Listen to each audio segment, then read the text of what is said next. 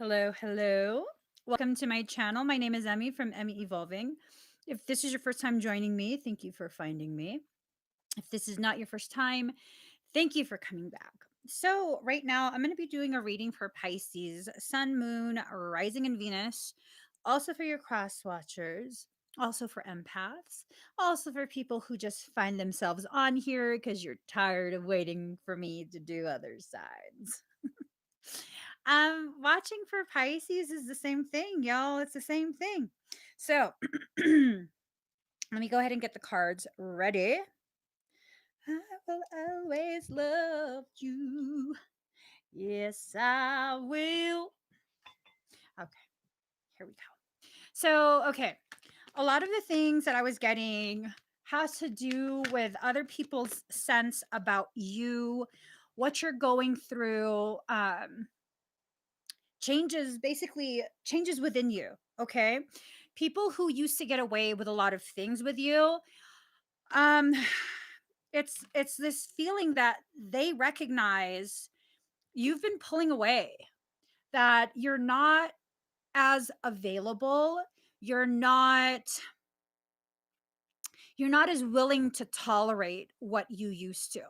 And that's a huge thing because typically with Pisceans or empaths in general, once someone becomes very very accustomed to you and having you around, the type of love that you give, because we're able to love in such a complete unconditional way that it's very difficult for other people, for people to find that type of depth of love with others. It just is. This is part of the reason why people become addicted to you so quickly. Okay. This is part of the root causation of that addiction to your energy.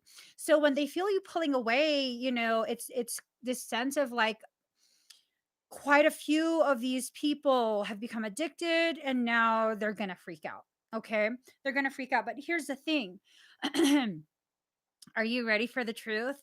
None of that has anything to do with you. Hmm. Mm-hmm. None of that has anything to do with you.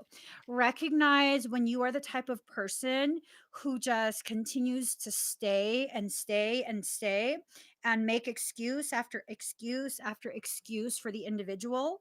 And if you are that type of person where you overlook so much, when it's time that you leave, that's because you've done everything you possibly could. You've taken as much as you can, and you finally recognize this is just not right. This is not right. It doesn't honor you. It doesn't honor your needs. It takes advantage of your love, your friendship, whatever it is, whatever you're giving. You finally just had enough. It takes a lot for you to get to that point. As someone who loves so completely and so deeply, unconditionally, by the time you get to that point where you're considering walking away, it's been overdue for a very long time. It's been overdue for a very, very long time. And here's the thing, most people don't recognize this is what's going on because we're very silent in our process. We don't tell you the 5 million times that you've hurt us.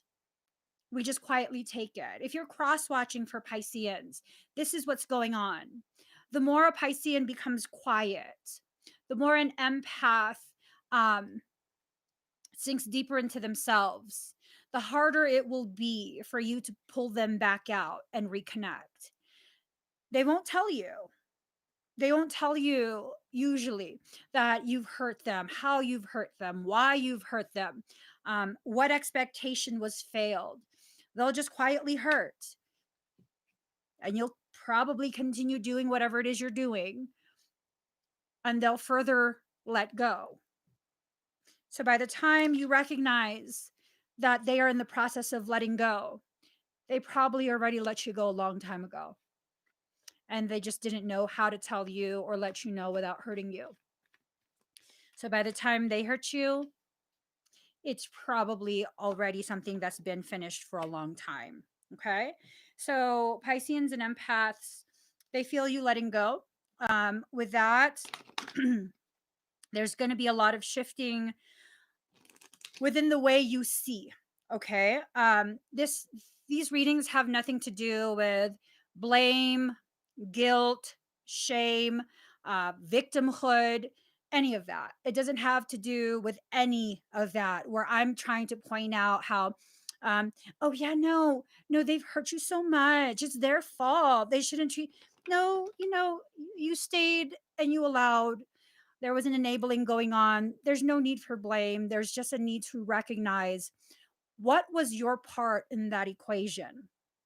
Not to blame you, but so that you can be aware of your characteristics that made it possible for this type of dynamic, painful dynamic, to not just be established, but to be perpetuated. And when you know how you've contributed to something that hurt you so deeply, you can then take it upon yourself to not repeat that dynamic in the future with other people. Okay. That's how you protect yourself. That's how you allow yourself to grow and feel safe, by taking accountability for the ways in which you contributed to specific circumstance. We don't always have to simply be the victim. We don't always have to simply be the person that people always mess with. I'm a Pisces just like you. I'm an empath just like you. And I recognize much of my power stems from the fact that I can take accountability for the actions, the decisions that I make that allow for toxic dynamics to be established and then perpetuated. That I know the person that I am right now. I'm open to begin recognizing that the person that I'm becoming. I recognize, acknowledge, and accept the person I've been in the past. So that puts me at a very solid place within myself. That doesn't mean I never feel. That doesn't mean I never will be in circumstance again that hurts me. Those are absolutely things that here and there I will experience, no matter how careful I am with the steps that I take forward. I still will be able to experience pain with other people, maybe a different type of pain, but it's that need to recognize pain is the greatest teacher you will ever have in this life. It doesn't mean you need to beat yourself over and over. It just means be open to the way your journey will unfold, in accordance with what your soul has decided for you. Okay, the types of connections, the types of circumstance that you need to grow in the ways you need to grow. Okay. All right, we about ready. I'm told from this deck as well. I haven't used this deck in a while.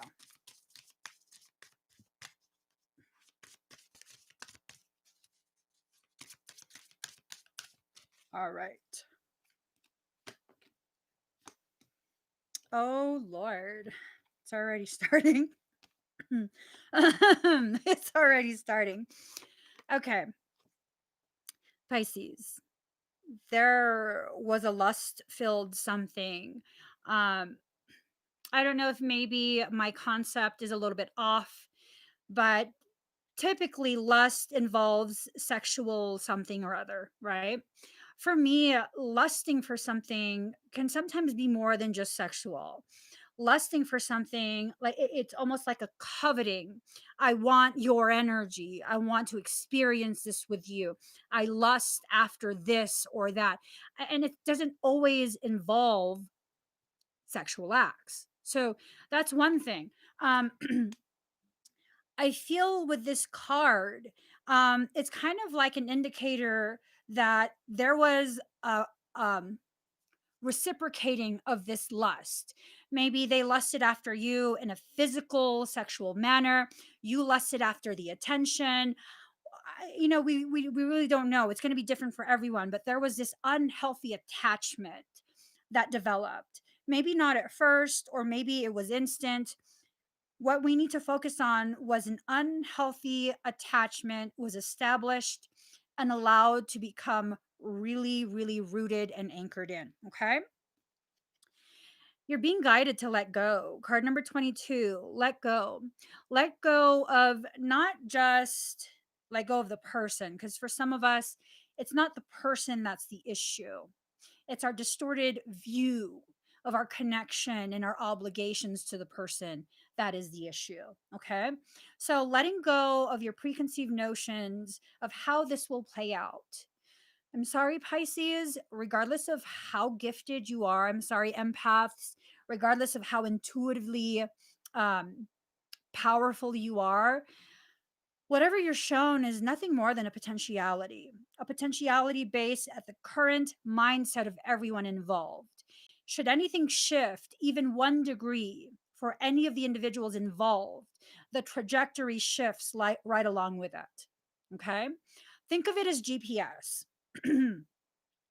You have GPS on, you've both agreed to get to a specific location within your connection, and it's taking you down a specific route.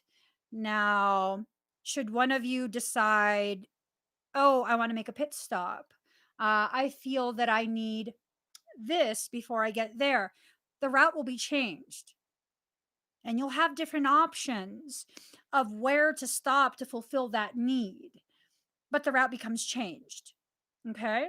And maybe at some point, maybe you guys are like us, where um, we have, me and my husband have the GPS on, and this poor GPS is trying to tell us to turn, and we refuse to turn. We're over here still joking around and thinking about different places to stop at. And then next thing you know, the GPS gets turned off completely because we've decided to go somewhere else completely while we're at a pit stop. So, really, your path is not set. There are certain things you need to experience in this life with specific people, and you really don't know who that is or what that is. It's all sweet and spiritually romantic to think that we're destined to be together forever, like we're gonna be best friends forever and lovers, and whatever else y'all tell yourselves. um you have to let that go, because really the only way to feel betrayed about someone's departure from your life is to assume that they were obligated to stay with you forever. They're not, regardless of whatever title you affix on them. They're really not obligated to stay with you forever. They have their own sovereign free will. um Although sometimes at some point we're in agreement, both in agreement as to where we would love for this to go in that moment, where we're like, this is forever, I'm with you forever. But people change, people shift within their consciousness, people expand their understanding of themselves, their journey, their connection to you, and that makes them a different person. The person who committed to you in that moment, however many months or years ago, might not be the same person that's standing in front of you now. And as they change, as you change into a different person, your needs then change with you. So, this is really about allowing yourself to be free to travel your journey, entering this high priestess of earth phase of your journey. Okay. Pisceans and empaths, we have a tendency to just really embody high priestess type energy. We have a lot of intuitive gifts, higher perception, all this amazing magical stuff. Um, I think for those of us who have a naturally high resting frequency, who naturally have such an openness to the expansion and further development of our human consciousness, that stuff comes easy to us. It's not a big deal. The way we evolve naturally with our consciousness, the way it evolves, it's not a big deal. We don't have to put too much effort into that. I think a lot of the things we need to really, really put effort into is how to be fully present in your human experience, how to allow yourself to experience your life versus being so detached from the reality of what's going on around you and being so in love with the potentiality that only you see. Because no matter how clearly you see an individual's potentiality, um, they're not under any obligation to tap into that just because you see it. They don't have to agree. They don't have to agree with you about their elevated potential. I know quite a few people who have such beautiful potential. Have they tapped into it? I wouldn't know because I walked away. Well, why did you walk away? They have potential. Yeah, because I love them in such a way that sets them free to decide for themselves how they will live their life. And when the decisions you make for yourself show me that our mindsets are not aligned, they don't have to be identical. They just have to be aligned. I will love you in such a way that will set you free and never obligate you to reconnect with me again. Ever, ever. I won't be bitter. I won't hold it against you. I'll respect your needs as I see them to be. And if creation brings you back around, then it brings you back around. But the people we were at that moment where we stepped away from each other, friendship, relationship, whatever it is, we're no longer those people. So we're no longer obligated to repeat whatever pain caused us to separate our paths to begin with. You have to let go of your attachment to your expectations of how things are supposed to play out. Sometimes the expectation is your own internal toxicity where you're expecting things to implode and be ugly and cause you more pain yet again. And that's what you have to let go of. Sometimes that need to let go is a need to let go of the individual. And sometimes it's a need to let go of both your expectation and the individual. Just really opening your hand and allowing the winds of change to blow away the very things that no longer carry weight within you, within your connection, within your life. This is not about throwing things away. This is about loving in such a way that sets everyone involved free, free to travel their path, travel their spiritual journey within themselves with as little interference from the human monkey mind as possible. This is about really allowing yourself to elevate your love, love for yourself, love for other people, love for your purpose. I understand that even if I really, really, really, really, really want to stay in your life, sometimes my purpose has already been used up.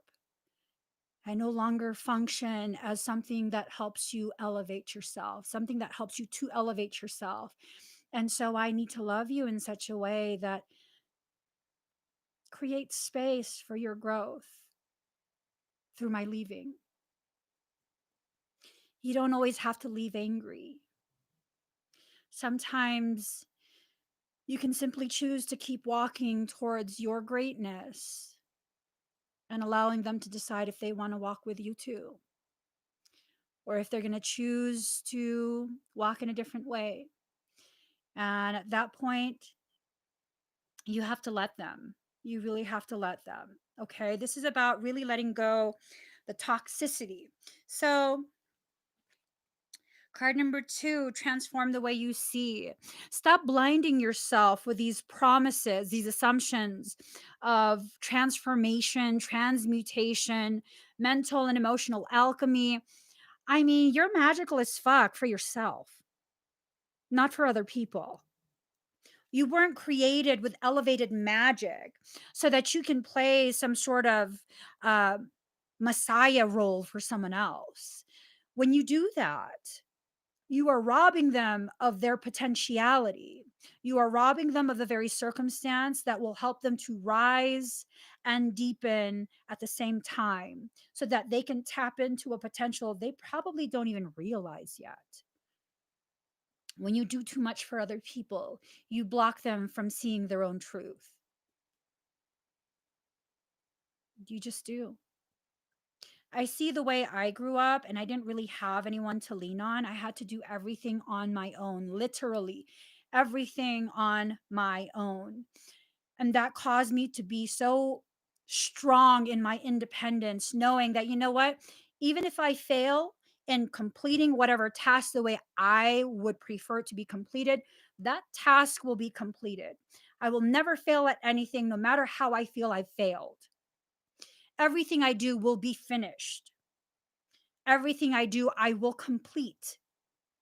and I will achieve levels of accomplishment or success in whatever it is I do that will far exceed other people's expectations of me, simply because this is who I am.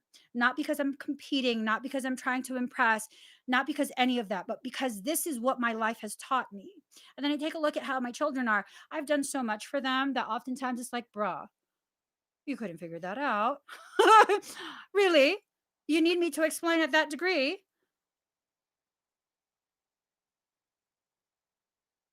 But it's not your fault.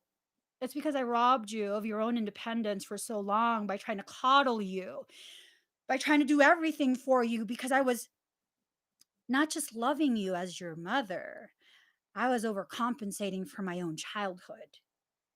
That's my toxicity I put upon you. And now you're struggling through that because of decisions I made. So now we're learning, just because the intention is good, just because society would slap a sticker on it that's like 2 thumbs up, you get an A+, it doesn't mean it's always the healthiest thing for everyone involved.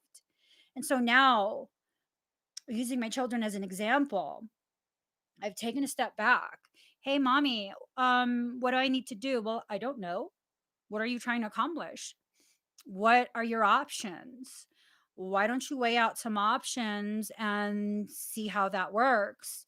Because really, I can't keep robbing you of your own opportunity to learn about yourself and your life. I won't always be around. And I want you to be powerful despite me, despite all the help that I'm willing to give you. I want you to be powerful without me on your own. That's a hard thing for empaths and Pisceans to do. To love someone in such a way, regardless of who that person is, whether it's your child, your sibling, your parent, your relative, your lover, your friend, it doesn't matter who it is. It's hard for us to allow you to fail. You're not failing, though. They're not failing. They're learning how to not do something. No matter what, they're going to accomplish whatever it is they need to accomplish. And the more you interfere, the more you hold on to whatever role you think you're supposed to play in their life, the more your own unrecognized toxicity will affect and distort their path. Just like how I came to a point where I recognize I need to let go of this need to be a helicopter parent, because that's not really a loving thing to do. My intention was to love, but in reality, what was going on was I was expressing the symptoms of my own sense of abandonment as a child. That's my toxicity. I'm using you to work out my toxicity. If you can get to a point in your consciousness where you recognize a large part of the things you do for other people as empaths and Pisceans are really an externalized projection of your internalized, unrecognized toxicity. You're trying to work through your life by putting it on someone else. It's time to let that go. Work on your life on your own terms. Allow yourself to be powerful in spite of you. That's that recognition took me to a whole nother level of existence. A whole nother level of existence. This entire journey that I've been on for the past 20 years, the more I let go, the more my power returns back to me. The more I free others to be themselves, the more I become free to be me. The freer I become to be myself, the more I enjoy my life, the less I have to hide about myself from myself, and the less I have to be careful about how other people receive me. And the less careful I am about how other people will receive me and my words and the witnessing of me on my path, the more they become empowered by just witnessing me go through my journey. That's like, wow. Do you see the trickle effect? Do you see how the dominoes each knock itself down? Not they knock each other down. And here's the thing: the dominoes represent the small walls that you've erected within yourself to try and control yourself and try and control how people see you. Let go. They can feel you letting go. Who is they in reference to? The easy assumption is it's in reference to some romantic relationship. The depth of the statement would beg to differ. They can feel you letting go. all these outgrown aspects of you, all these different personalities that you've had to take on in order to fit in. You're never going to fit in. You weren't created to fit in. If you've reached your mid 20s and you still don't fit in, you're going to have to come to terms with the fact that you weren't born as a filler. You weren't here to follow with the rest of the flock. You just weren't. You can't continue trying to force yourself to be something that you're not. If you're not a follower, you're not a follower. And if you refuse to be a leader, I mean, that's up to you, but the fact still remains. You cannot dictate to other people how to value or undervalue you. If they see you and they witness you in your journey, and now to them, in their eyes, they see you as some sort of leader, I'm sorry, but you can't tell them that you're not. You can't rob them of their sovereign right to choose and filter their life and see you however they choose to see you. I've been trying so hard to reconcile my differences with that fact for so many years. For so many years. And the only way I was able to rectify my distorted view was by simply listening when Michael said, "Who do you think you are that you think you have this kind of power to dictate to other people? Just keep doing your due and let other people decide what they're going to do with it." Well, but Michael, oh my God, but no, I can't do that because what if one day you're telling me I'm going to be so publicly visible at some point? What if one day someone uses that small sound bite to prove that I'm a bad person? And he's just like, "You're such a silly child." By the time you get to that point where you're as publicly visible as you need to be in accordance with your divine destiny, none of that will matter because you will be so powerfully grounded, rooted, centered in your truth that all that nonsensical ego based fear, it won't exist in your reality because you will have let go of your need to control how other people receive you. So it really won't even matter. And it won't matter not because you don't care, but because you've risen beyond the confines of ego. So let go. What if what you're letting go of is the weight that keeps you shackled to the density that makes you so uncomfortable? What if it's that? What if it's time to just open your hand, allow the words of soul to become the winds of change that blow away the things that no longer carry weight? And this is a spiritual weight, not a dense weight. A spiritual weight does the opposite, it lifts you up versus pulling you down. That's some serious stuff to consider. Card number one, make peace with your past. The only time your past will haunt you is if you still continue to live there despite that event being over. Just like with haunted homes, when the home is haunted and you move, typically the haunting doesn't follow you. If the haunting follows you, that's not a haunted house, that's a haunted soul. You have houses within your mind, these mental structures that you exist within. If that structure is haunted, the one you currently reside in, pack your fucking bags and move to another mental home. Allow yourself to exist in a different place. I am not who I was yesterday. I will not be who I am today, tomorrow.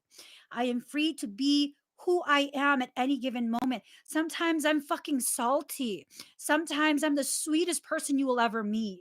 Sometimes I'm soft. Sometimes I'm a brick wall that has no apologies, that you've slammed your face into it. All of that is me. None of it is fake.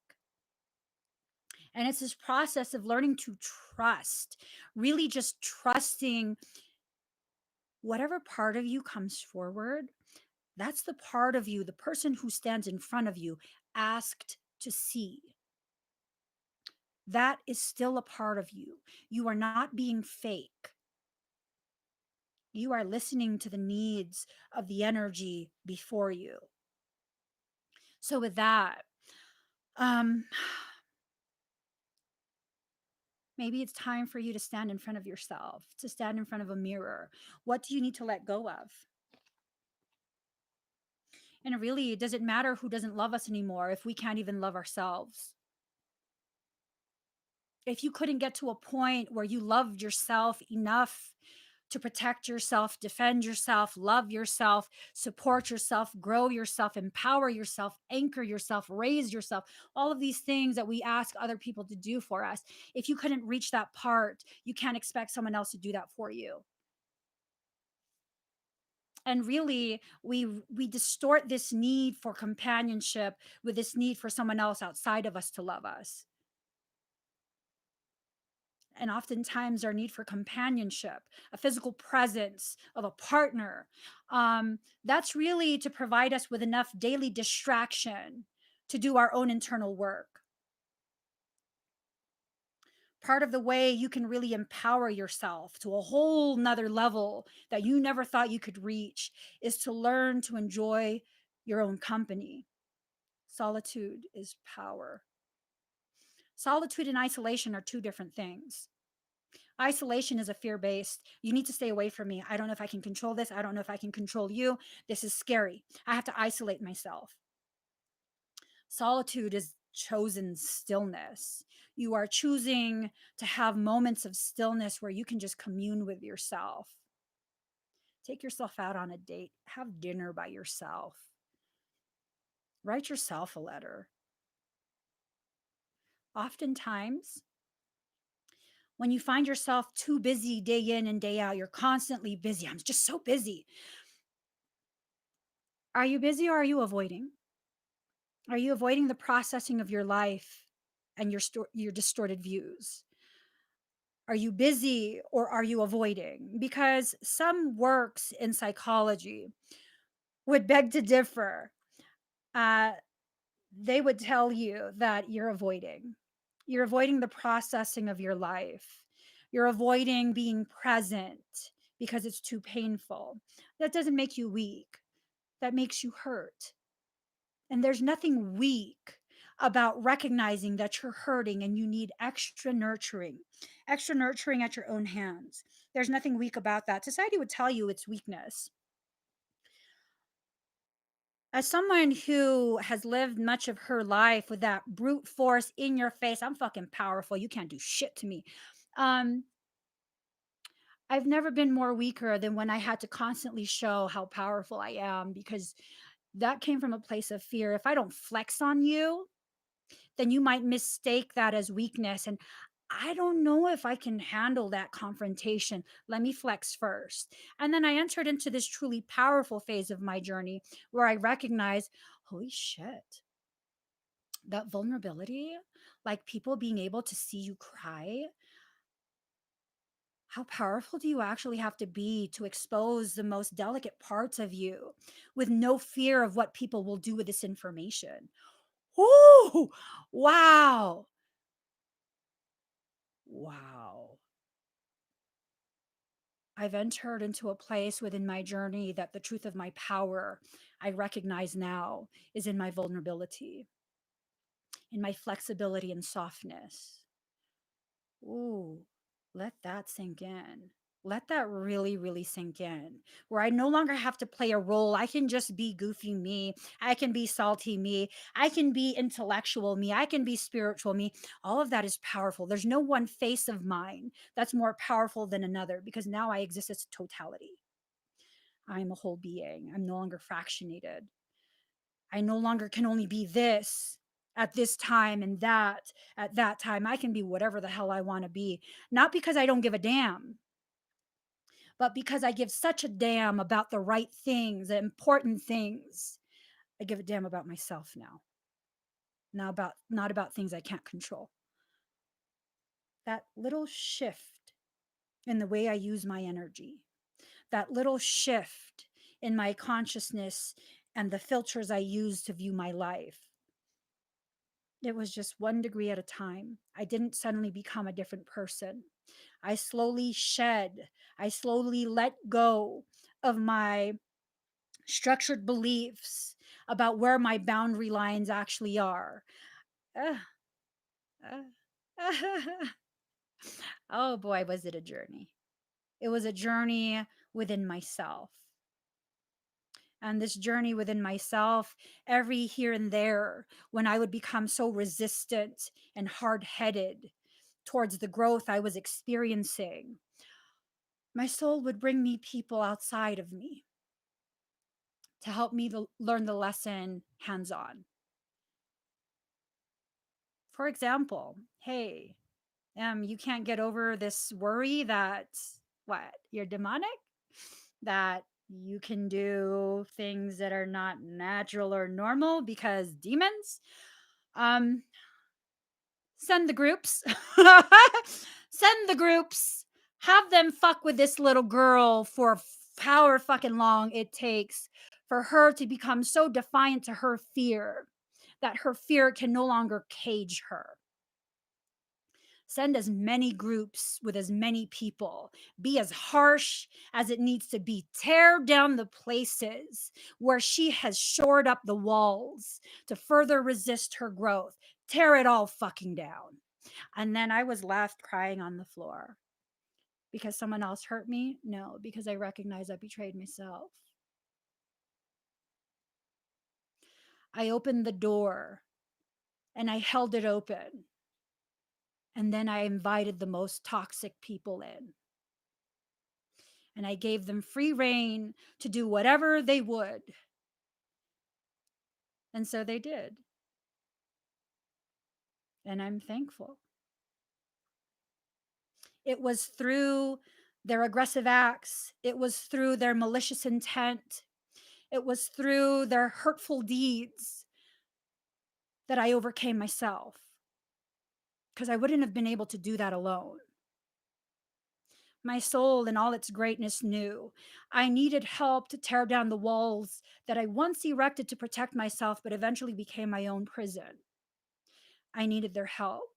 I needed their aggressive energy to sledgehammer those walls. The attack was never on me. The attack was on my lack of belief in myself. The attack was a reflection of my attack on myself. It's just fucking insane, right?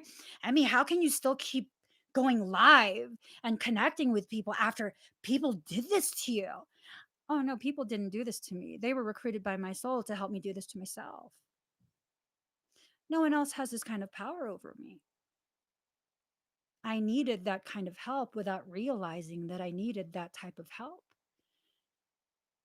And just because I don't recognize it does not mean my soul doesn't either. Just like a good parent, my soul will always allow for me to experience whatever it is I need to experience. I don't tell my children not to do something.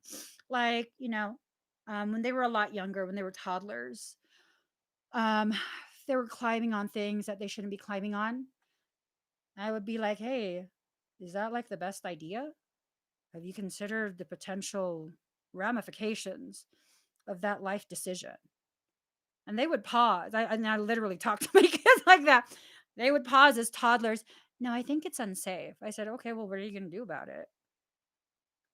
I should probably stop. Okay, do you really want to climb? You can go to a park. So that way, there's sandbark. If you fall, it doesn't hurt as much. But can I still break my arm? Yeah, I mean, if you're going to be really flagrant in your aggressive movements, yeah, there's always a potential. But when you're aware of where you place yourself, that potential is minimized. Okay, let's go to the park. Okay, get dressed. Let's go.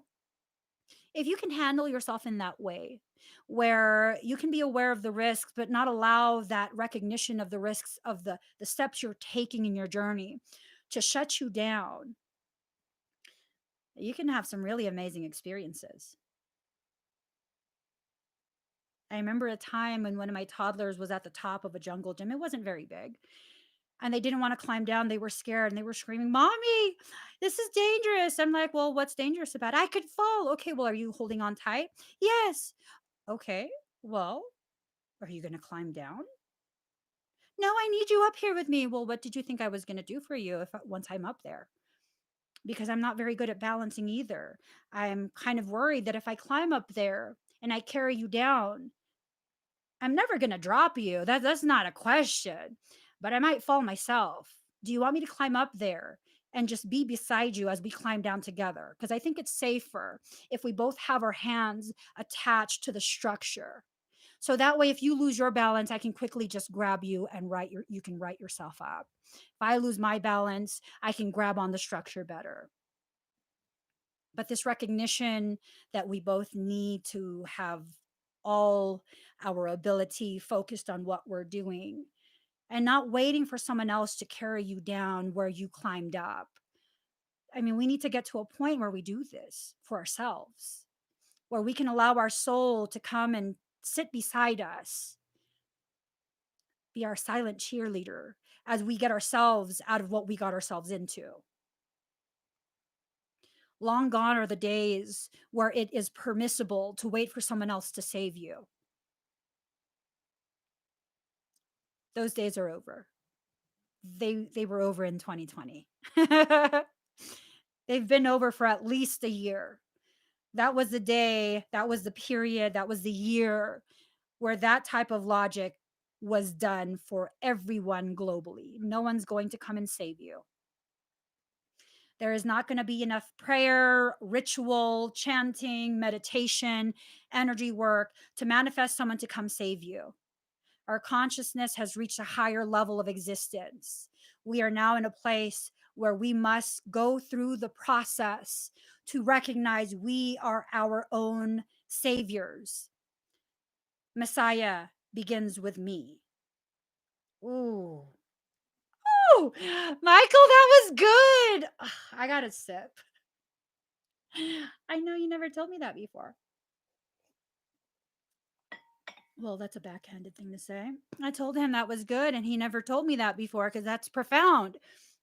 Messiah begins with me, and he was like, if I ever told you that before you were ready to receive it, you would have just dismissed it and it would have taken longer.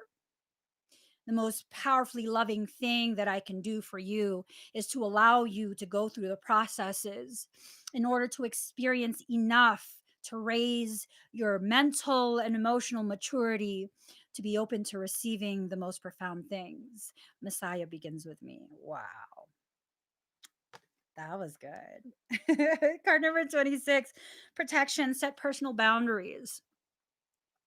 The people who tell you that you are incapable of loving unconditionally if you have boundaries have no fucking idea what they're talking about. Ignore those people. Ignore those people.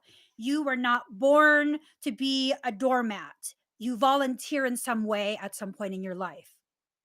But that's not what your purpose is for. None of us, not a single one of us, were born for that purpose.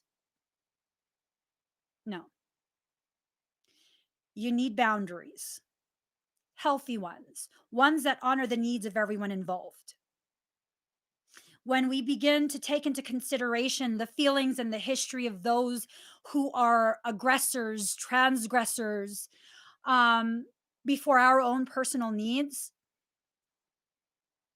you've allowed yourself to be just totally discombobulated. You've bought into the lie. Stop sipping on that Kool-Aid. And if I see you sipping on that Kool-Aid, you might want to turn your back to me because I will slap that shit out of your hand. I'm sorry. This is not the place where I will allow you to continue to sip from the poisonous fountain of lies. No, no, no, no. Boundaries are healthy. Boundaries are necessary. Boundaries are the very thing that protect you from being taken advantage of. And I say this as someone who existed with zero boundaries for most of my life, where I would have anxiety to the point where I would shake as a child if I had to get past you. I couldn't tell you, excuse me, I need to get through.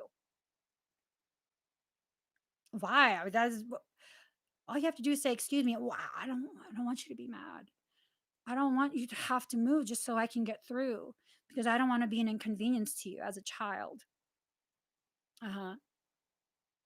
One of the most profound memories I have regarding my lack of boundaries was when I silently waited for so long in a crowd for an adult to recognize I needed to get through. I ended up peeing on myself. And then I hid it. I hid it because I didn't want them to feel badly that I didn't have the courage to say, excuse me. That's some crazy shit, isn't it? Uh huh. That's some crazy shit. And I thought that was my role. I thought that was being a good person. It's not. It's being stupid. It's being stupid. I'm the person, even as an adult, I would overly volunteer for things knowing I couldn't handle it. And then I would do so much that my back would give out and then I wouldn't tell anyone. And I would just suffer, unable to walk for a week or two, where I would have to hold going to the bathroom until my husband gets home 9 or 10 hours later. I mean, really, though, how is this a healthy way to exist? How is this a powerful way? How is this being a testament to your truth? It's not. It's not. The people who tell you this about boundaries are the same people who tell you that unless you know how to love, you're not worthy of love. What kind of bullshit is that? I didn't know how to love because I never learned healthy, peaceful love. But I mean, you're so loving. I don't get it. Well, yeah, because my husband learned how to love. And he was able to love me enough in spite of me. And it took me close to 20 years to realize this. Close to 20 years. Yeah. Yeah. Uh, what? You didn't know how to love? And you learned how to love as an adult because someone loved you in a peaceful, gentle way? What? Yeah, that's what I said. That's what I fucking said. And now that I know how to love myself and love other people and have healthier boundaries, I still struggle through it, but it's a lot healthier. I can sit here and be unapologetic about me telling you, fuck you, I deserve to be loved even when I don't know how. Fuck you. You don't get to tell me that until I figure out how I existed was wrong and that's all I know, that I don't deserve any better. Fuck you. You're part of the fucking problem. I don't fucking think so. Because I exist, I deserve love. Because I exist, I deserve love.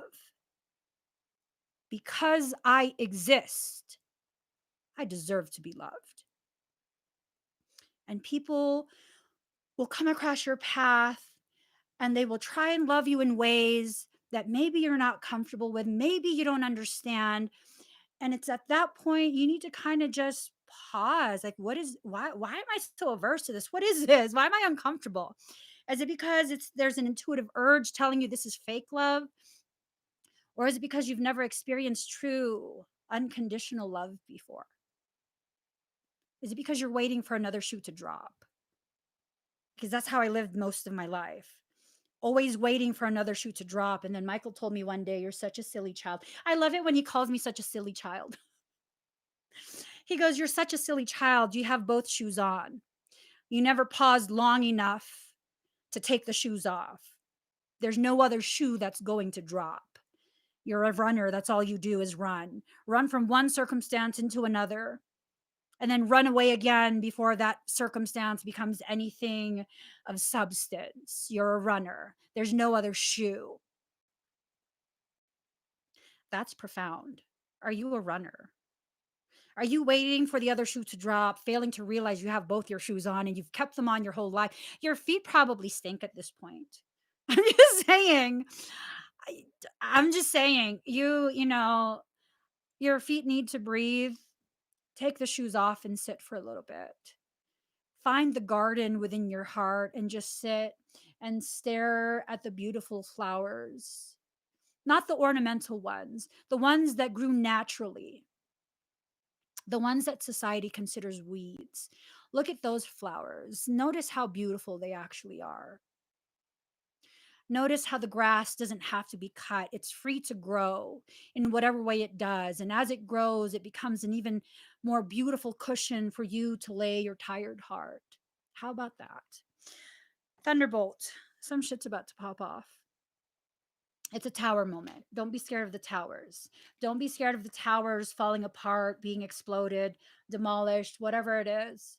Don't be afraid of your own destruction, for your soul will always sift through the wreckage of your life and your heart and collect all the pieces that are necessary to rebuild.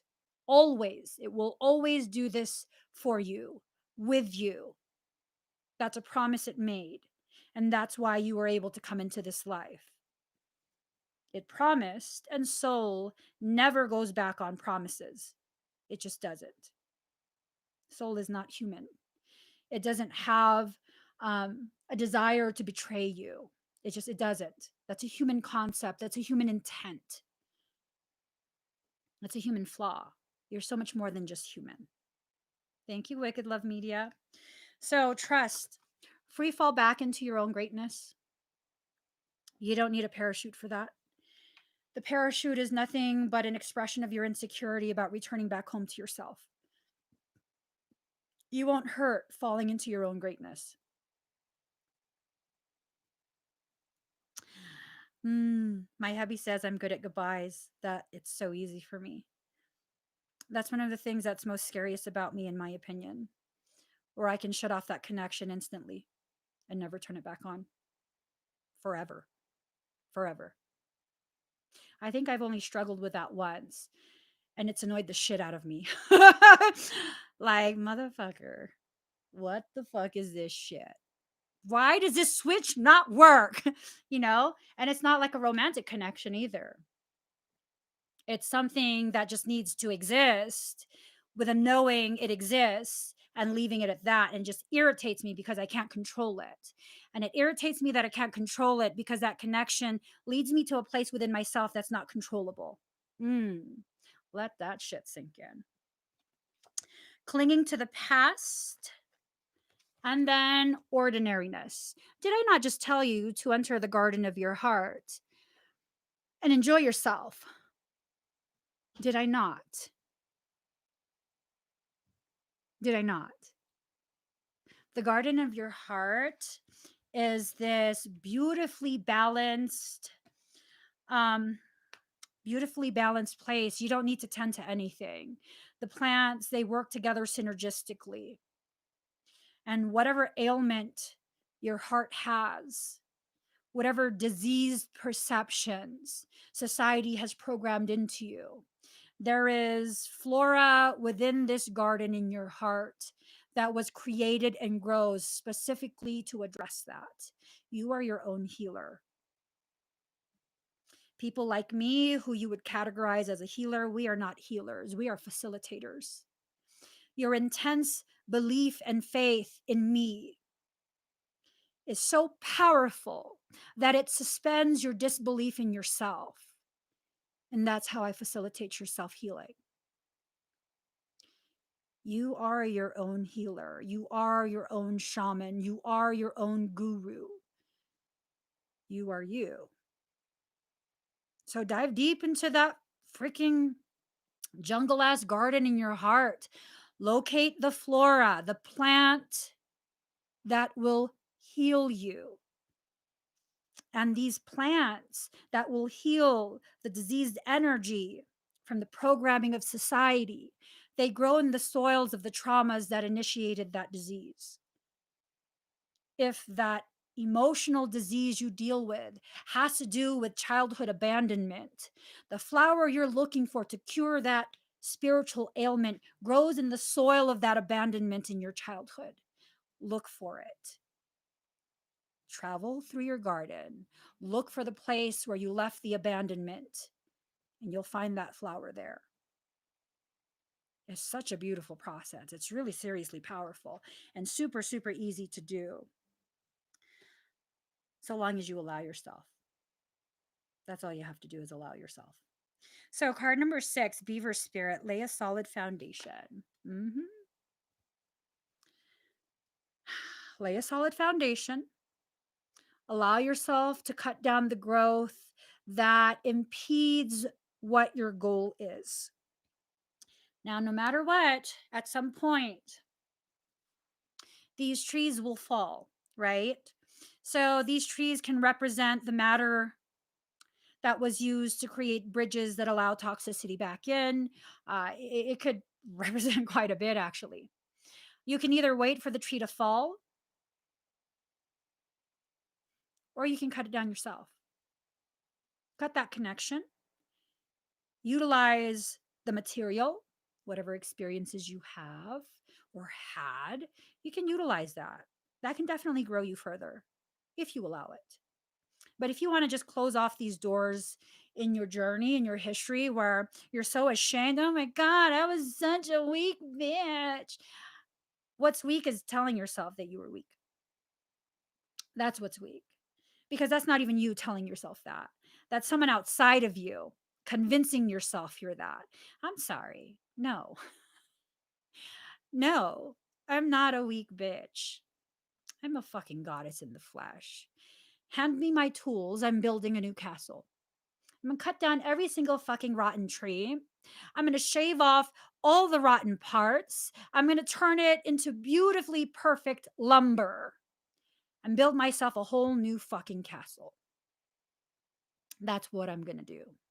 But first, I'm going to dam up this liquid energy so that I can conserve it for my own use.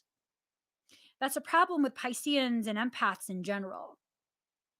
We don't want to dam up our energy. We want to give it all away to people who don't value it.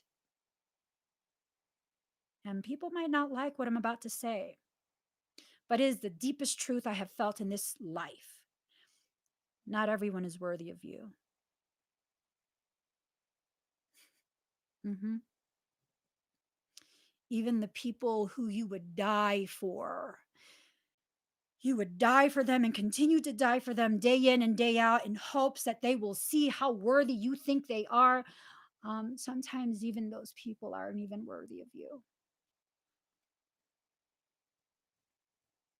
Yeah. And it doesn't make you a bad person to recognize this. As a matter of fact, honestly, um, it empowers you to recognize who is not worth the effort. And it's not that you're diminishing their worth, it's that you're recognizing where they're at and respecting it by not trying to force them to become the potential that you see within them. Some people will never choose that potentiality they have within themselves. And you just have to be okay with that. Because really, who are you to dictate to other people the kind of life they have to live? Do you realize how many people have tried to dictate to me the type of life I should live? First, by telling me that I would be seen as evil if people know that I'm not like others. And then, secondly, telling me that now that I've accepted myself, I'm evil if I don't allow my gifts to gift me with my own stability. I'm what? Oh, so I have energetic gifts that I'm supposed to give away, and I'm supposed to live in poverty and at risk of homelessness because my gift is for you. Oh, that's silly. That is silly. That is really, really silly. That was a good try. No, my gift is for me and I am a gift to you. My time, however, that's separate. That needs compensation. Because the time I spend with you is time I'm taking away from earning a living wage for my children. And I might be okay with withholding stability from myself, but I will never, as their mother and entrusted spiritual caretaker, be okay with giving to you what is rightfully theirs. Whether it's energy, whether it's finances, whether it's time, attention, whatever it is, no. You have to get comfortable within your truth to be able to say two letters. No, no. You will not shame me. You will not diminish me. You covet what I have, and you will not demand delivery of me on your terms. I will decide for myself who I help and who I don't. And I will decide the terms with which that help is delivered. Whether I feel the need to be compensated for my time or not, that's up to me, just like it's up to you.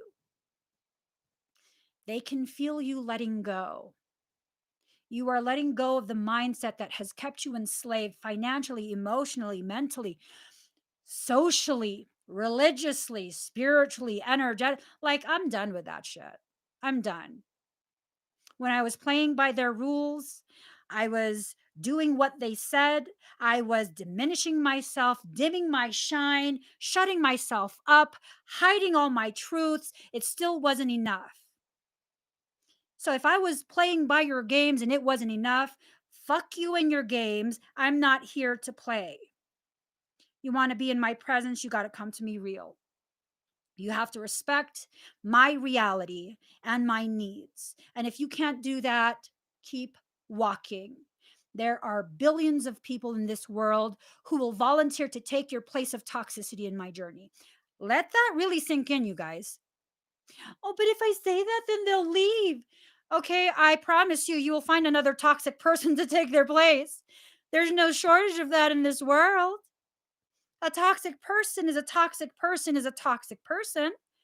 You will have 5 toxic people clamoring to take that one toxic person's place. When you are a giver in that way, you will never have a shortage of toxic people demanding to take what is rightfully yours. Please let them go. There's plenty of other people to abuse you. I had to have conversations with myself like this. Like, girl, really? You're scared of losing someone who you have been such a good friend to and has never offered you anything in return? You're scared to lose it? Girl, there's tons of people in your inbox wanting to use you. Pick one of them. And I'm like, sorry, bitch. Have fun. I found another toxic person to use me. I'll learn this lesson with someone else. It's like, no biggie. Yeah, no biggie. Take all your toxicity with you. Let's make room for the new one. I'm just saying. I mean, I can laugh about this now. Before it just was not funny. It just was not funny because I was so deep into it. Like, what is it about me? No one wants to be my friend the way I am to other. Girl, you're not being someone's friend. You're being their fucking enabler. You're giving them hits of energy so they can perpetuate their fucking toxicity. You're their energetic drug dealer. That's the reality of it. Pisces and empaths. Stop slanging your energetic yayo. This is not. Stop. Just stop. Take a hit of your own energy. Get euphoric off your own existence. That's how you become powerful in your own right. That's how you become powerful in your own right. Time to collaborate. A collaboration between self and soul. This is about your journey within yourself. This is about really letting yourself be the queen ant as well as all the worker ants. Your soul is the queen, and all these different aspects of you, all these personalities that people like ridicule you for having because you're multifaceted, multidimensional, and a complex synergistic being. I'm sorry if I'm not fucking basic. Um, yeah, those are all the worker ants. Those are all the parts of you that help to construct the nest that keeps you safe within your existence. Let them do their job. Ooh. Mm-hmm. Card number 53 is Seahorse Spirit, Watch and Wait. So the number 5 is change. The number 3 is a solid foundation from which to build. 5 plus 3 is 8. 8 being the number of reunification. Reunification of all your parts. Fuck the whole twin flame thing. Call yourself back to you. Call yourself back to you. Be your own mate. Some seahorses are said to mate for life. Be monogamous to yourself. Stop entertaining these trick ass demonic beings. You know, I'm so monogamous, it's ridiculous. I'm so monogamous, it's ridiculous. But I never allowed myself to be monogamous spiritually. Ain't that some shit? Where I would allow other people's energetic insecurities to woo these hurt parts of me. And then now I'm devoted to you because why? I don't even know. Um, why? I mean, I wouldn't even do this for people, but energetically, oh, I absolutely would until I realized what I was doing. I was doing this all the time. Or if your toxicity can trigger my own internal hidden traumas, oh my God, I will be so loyal to you. I'm going to be your healer. No, bitch, have a fucking seat. You need to heal yourself. Stop your bullshit. Be your own friend. Be that friend to yourself that will tell you, bitch, you're fucking tripping. Stop being a trick ass hoe. Sit the fuck down. No spiritual fuck boys. Fuck that shit. Sit your ass down. Read a book and meditate. I don't know. Take some sort of spiritual bath. Put a yoni egg. Something. Leave that toxic motherfucker alone. We don't need no more of that. And I mean, I kind of feel like your soul's been trying to tell you this for a long time. Not condemning you, just kind of sharing what I'm feeling. I feel like for a large portion of us, I think our souls have been telling us this for quite some time. My higher self is actually laughing right now. Yeah, he's laughing right now. Eight of Autumn, do more research before proceeding. Education in the form of seminars, going back to school, or apprenticeships. Excellent craftsmanship and long term projects. So, I didn't want to do this. How many of you would be interested in me conducting an online workshop to teach you how I built my own online business? Because I already had an in person uh, workshop retreat for this. I wasn't planning on sharing this information again. Like I wasn't. Just like, no, I only do things once. um, mhm, mhm. We'll see. We'll see. Ace of Spring. It's time to take action. Be fearless and happily pursue your most treasured dreams. Amazing career opportunities.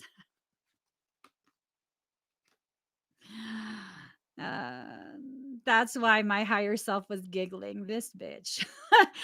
This was not a part of the reading today. That's why I don't fucking listen to your ass. Queen of Winter. Strong, patient, self sufficient, and funny. Let go of people or things that no longer serve you. Now is the time to focus on your career.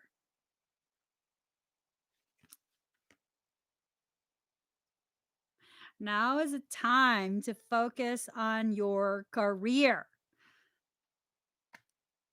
Like spiritual career, what career are we talking about here? Are you still trying to push a fucking online workshop? Do you know how busy I am for real?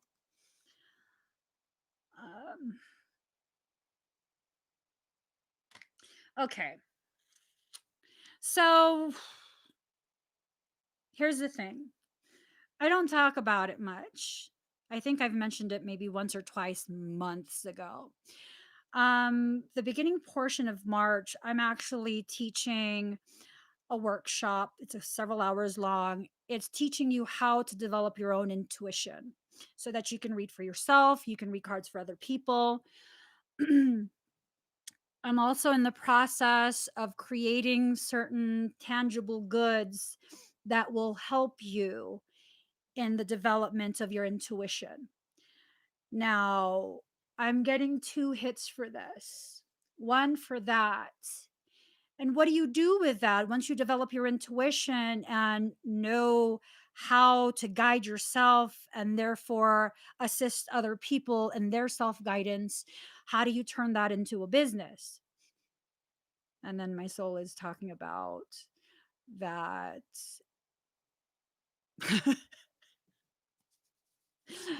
I thought I would have time off. Apparently, fucking not.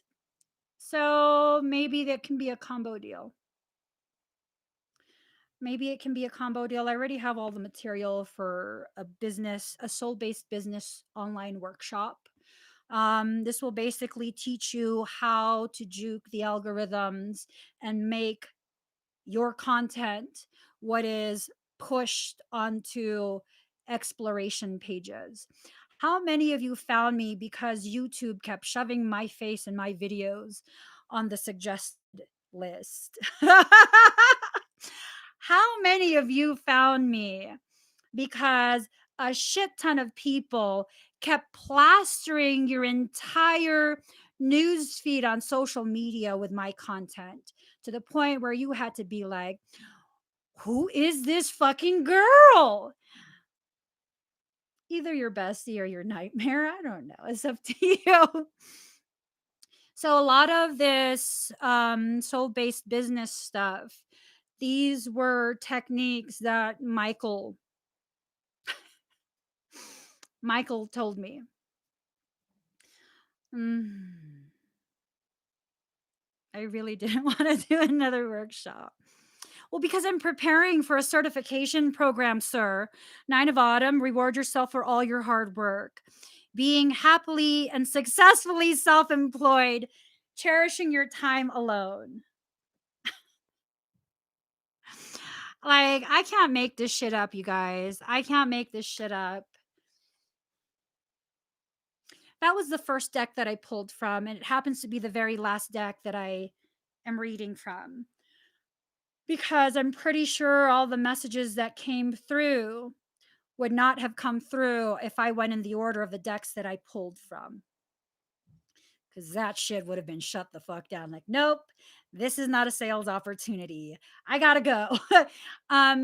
So all right. I guess that's something I'm gonna look into creating, and I have to look at dates.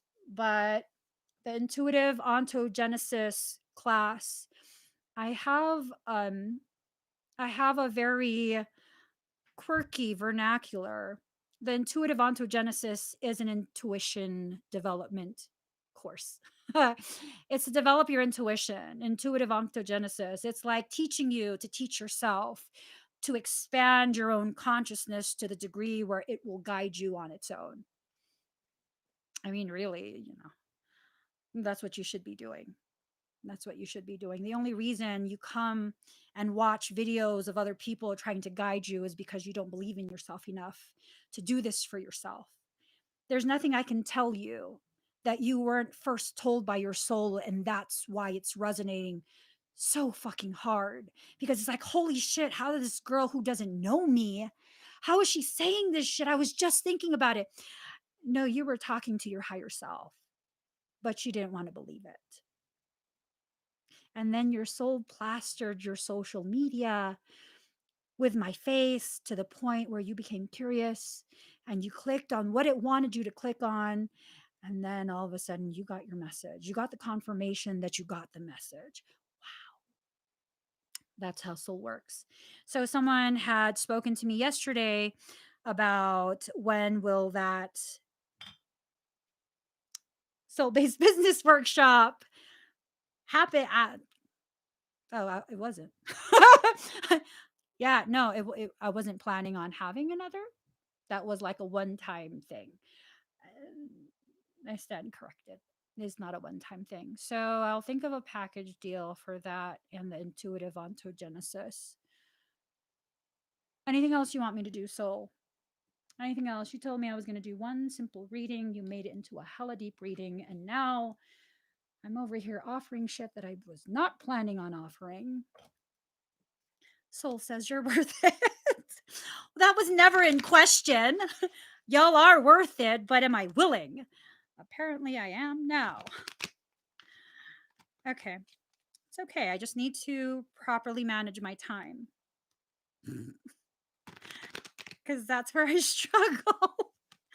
Yo, I have a date with the bunny hill on the side of the driveway at the Airbnb we're at. I mean, that's important. That's a priority. The bunny slope. I'm trying to turn my Chiweenie into a sled dog. Riding on the sled with me, not pulling it. Final card, you guys. Final card. I'll try and create a post today for all this stuff that got mentioned. I will. I'll try and make a post today. All right. So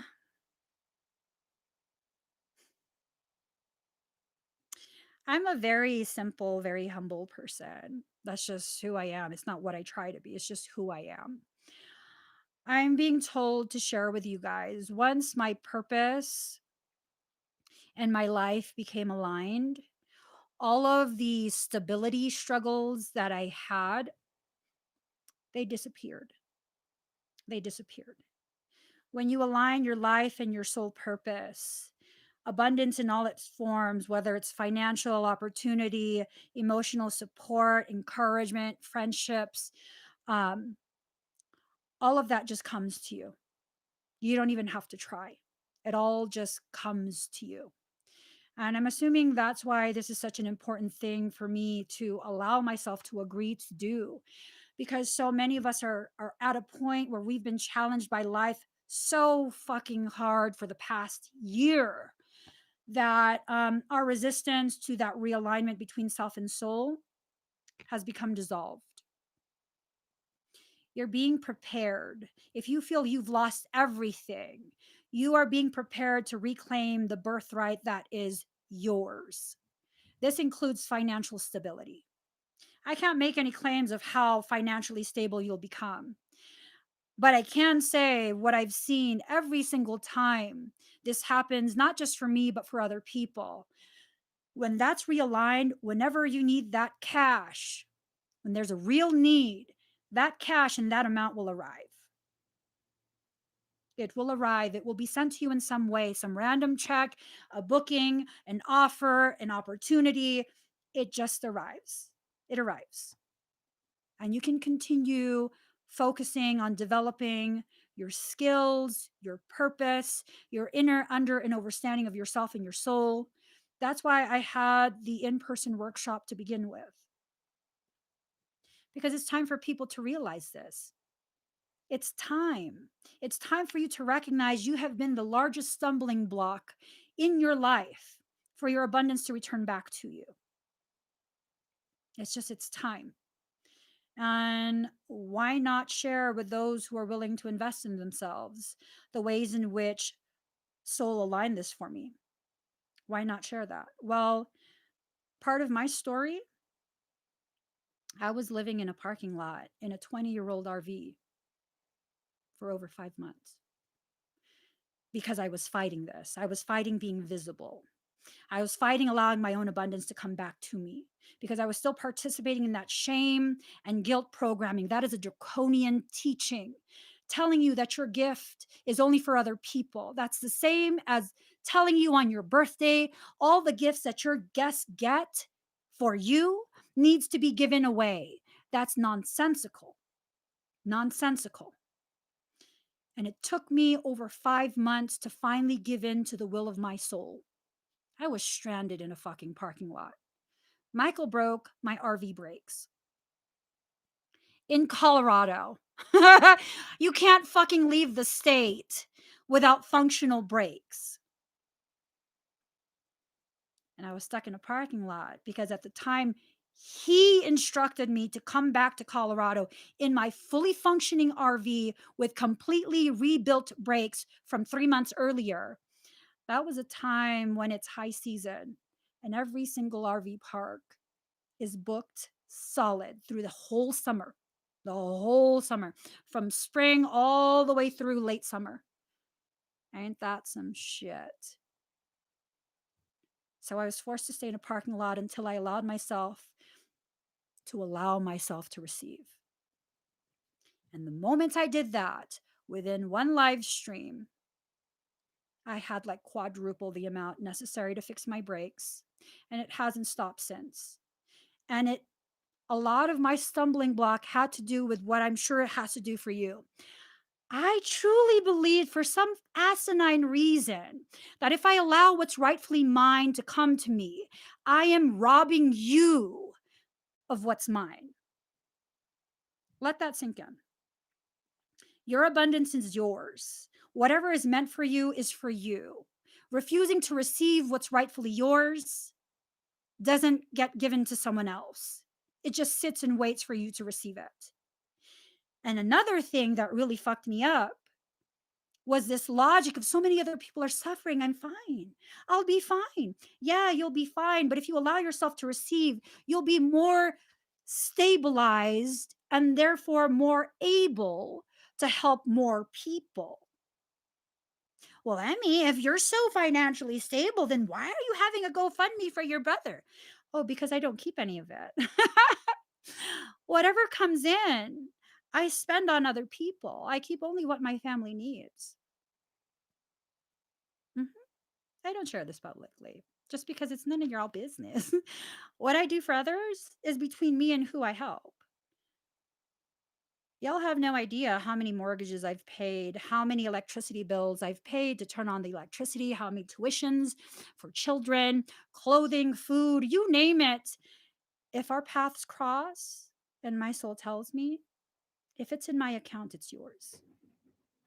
You don't need to know my name. You don't need to say thank you. You just need a reminder. You matter. And creation supports you. If you're of that mindset and you don't know how to be able to provide for the very people that you feel called to provide for, then you need to stop blocking yourself. You need to allow your abundance to come in. And that's what the whole workshop was for. The intuition workshop, which ties in to the soul based business workshop. Michael is a fucking social media guru. You wouldn't believe it.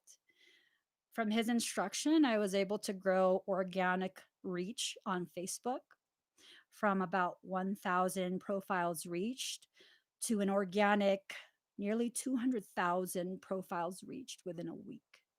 No ads. And it wasn't energy work.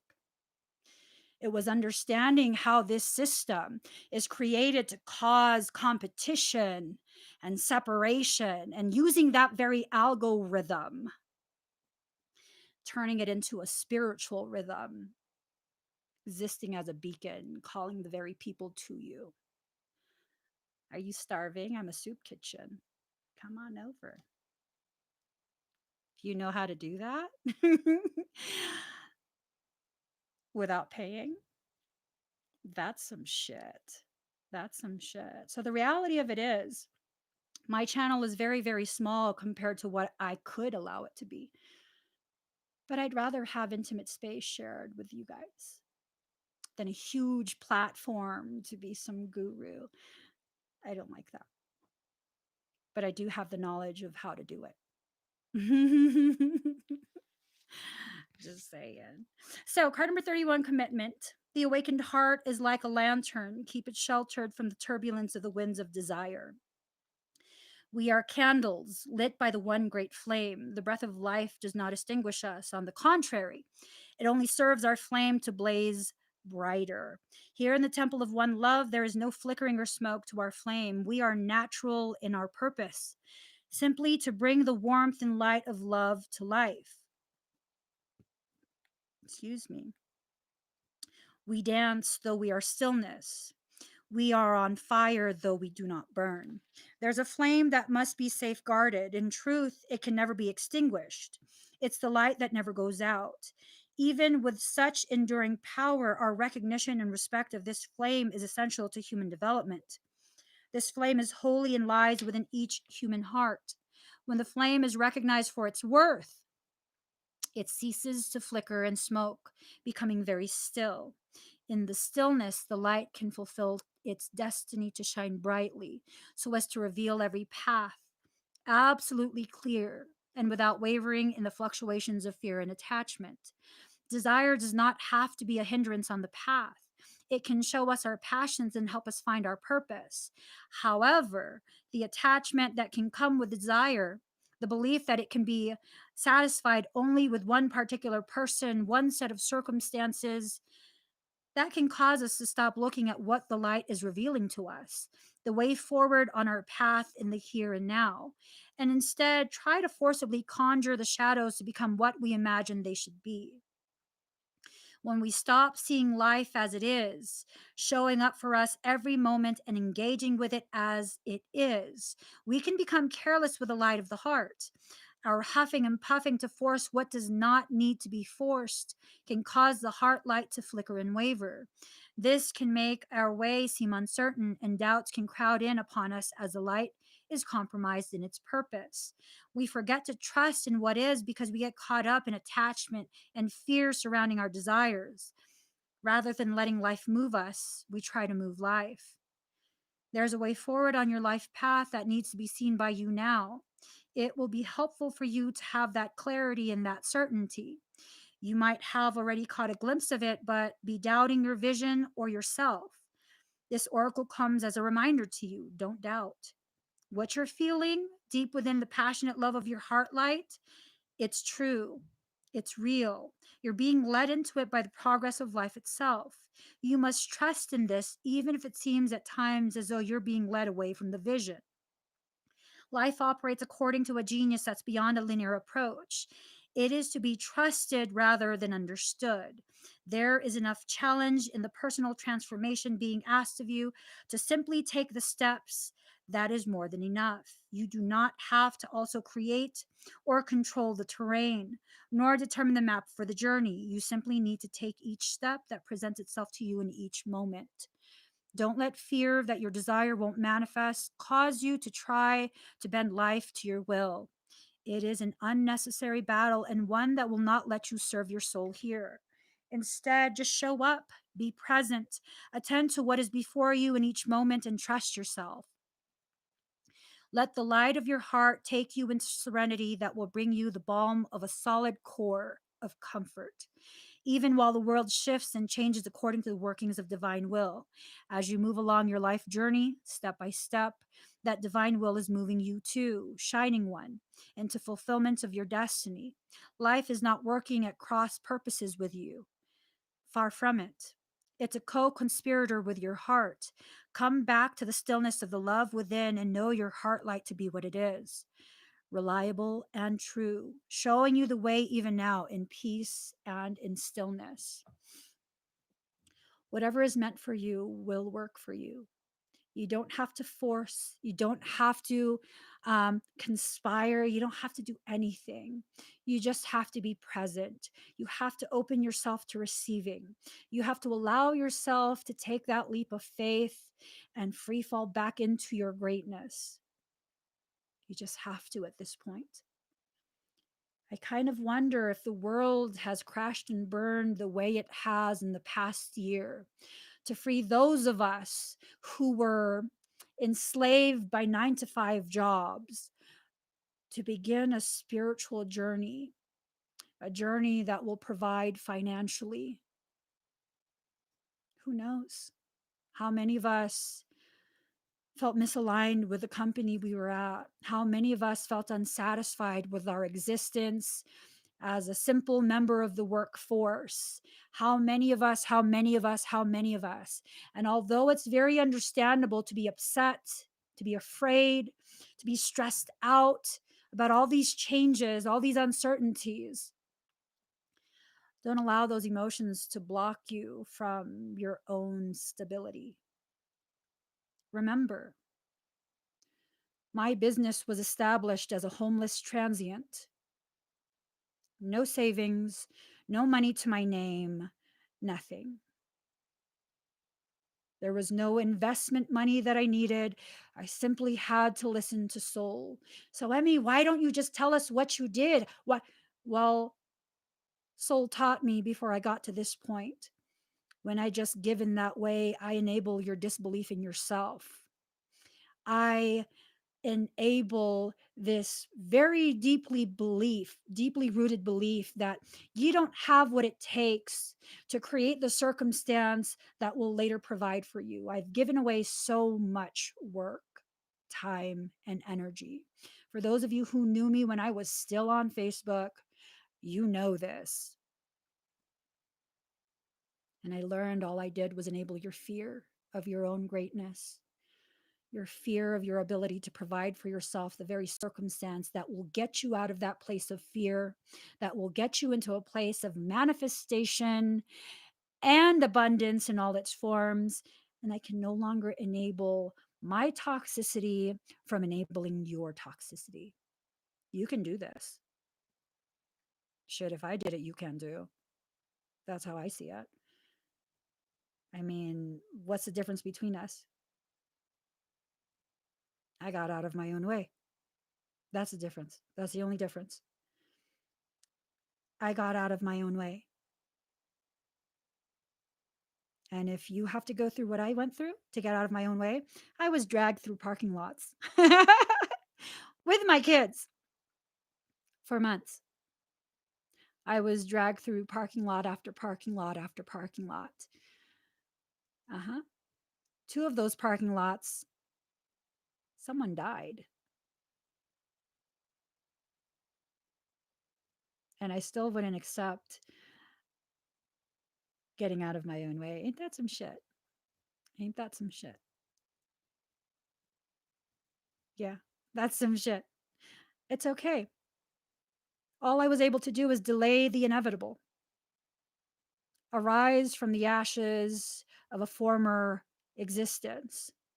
And I'm not ashamed of any of my personal soul history. I needed everything to burn in order for the phoenix to reignite. And if you feel like your whole life has burned down, maybe those are all the trees that have blocked your vision and they had to burn. And please don't be sorry that I had to go through that. Celebrate that period with me. It was an amazing period of my life. It will forever be cherished, for real. My kids don't even see that as like, oh my God, we were homeless. They were like, remember our RV adventures? They call it our RV adventures. Crazy, right? We didn't have much money, but they never starved. They never felt unsafe. And it taught them we have each other. And so long as we have each other, life is amazing. It's amazing. It's not about the material. It's about how present you can be with the people who you love, the people who love you back. Everything else falls into place. Everything else falls into place. Don't ever feel badly about your history. It's in the hardest times that the greatest potential of character growth, emotional development, and spiritual rise occur. All the hardships I face in life, those are all the gifts that my soul has sent me. And I don't say that as a line. Like, there's been some really fucked up periods in my life, and fuck, I've learned so much and I've become so strong because of it. I can never look back and be like, I can't believe life is so unfair. I look back and I'm like, I'm a crazy ass fucking bitch. I can't believe I didn't think anything wrong about that. It was fucked up, but we got through it. That's fucking amazing. Or capable of getting through anything. Yeah, no, I really truly believe that. I really truly believe that. It's amazing to get to a point where you recognize everything that happens in your life, all the struggles, um, it serves you. It really, truly serves you. It serves you so you can step into your purpose of helping to serve other people. So I really gotta go. Today is supposed to be my day off. I'm gonna go play in the snow for like an hour. And then I'm going to get back to work. I'll see you guys again very soon. Please give this video a thumbs up. If you haven't already subscribed, please do subscribe. Turn on that notification bell. I will make a post here on YouTube as well as on Facebook for the workshops that I talked about. Don't worry, guys. I'll get over my own resistance and fear, and I will show up for you the way my soul apparently volunteered me to show up. I'll do it. I'll do it. Just not right now. I love you guys. Bye.